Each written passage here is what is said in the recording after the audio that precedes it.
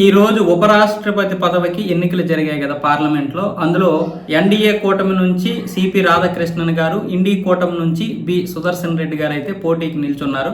ఇందులో సిపి రాధాకృష్ణన్ గారికి 452 ఓట్లు పోలవగా ఇటు బి సుదర్శన్ రెడ్డి గారికి ఏమొచ్చేసి 300 ఓట్లు పడ్డాయి. అంటే సిపి రాధాకృష్ణన్ గారు సుదర్శన్ రెడ్డి గారి మీద 152 ఓట్ల తేడాతో గెలుపొందారు.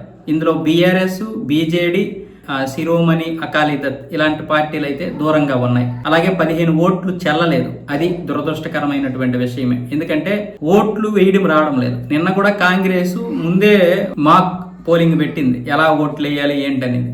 ఇంతకుముందు కూడా చాలా మంది కాంగ్రెస్ ఎంపీలకి అలాగా ఓటు వేయడం రాలేదని మాక్ ఎన్నికలు పెడితే చివరికి మళ్ళీ ఈసారి కూడా 15 ఓట్లు పోయాయి. మరి అది ఎవరు అలా చేశారో తెలియలేదు, కానీ మొత్తానికి వేయడం రాక అలా వేస్ట్ చేశారు ఎంపీలు. అంటే మన పార్లమెంట్లో ఎంపీలు అలా ఉన్నారనమాట. మొత్తానికి ఎన్డీఏ కూటమి అనుకున్న విధంగానే గెలుపొందింది. కాకపోతే 152 ఓట్లతో అనుకోలేదు, 100, 120 అనుకున్నారు. ఎందుకంటే వైసీపీ కూడా ఇప్పుడు ఎన్డీఏ కూటమికే ఇచ్చింది సపోర్ట్. కొన్ని మాత్రం పూర్తిగా అంటే చిన్న చిన్న పార్టీలు, 1-2 ఉన్నటువంటి ఓట్లు ఉన్నటువంటి పార్టీలు కూడా కాంగ్రెస్కే ఇచ్చాయి. ఏదేమైనా సరే సిపి రాధాకృష్ణన్ గారు, బి సుదర్శన్ రెడ్డి గారు ఇద్దరు కూడా సౌమ్యులే. ఈయన మన తెలుగువారు బి సుదర్శన్ రెడ్డి గారు, ఆయన ఏమొచ్చేసి బి రాధాకృష్ణన్ గారు తమిళవారు.